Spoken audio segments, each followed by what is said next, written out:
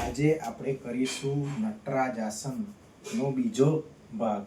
તો તેમાં આ રીતે એક ઘૂંટણ આ રીતે સીધો કરવાનો છે.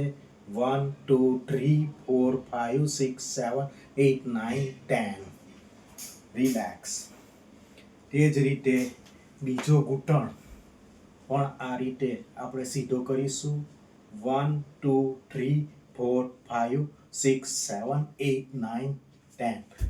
તો આ રીતે કરવાથી આપણા ફ્લેક્સિબિલિટી વધે છે, હાથ પગના સ્નાયુ મજબૂત થાય છે, ઘૂંટણ મજબૂત થાય છે અને બેલેન્સ આપણું કેવું છે તે આપણે જાણી શકીએ છીએ અને બેલેન્સિંગ પાવર પણ વધે છે.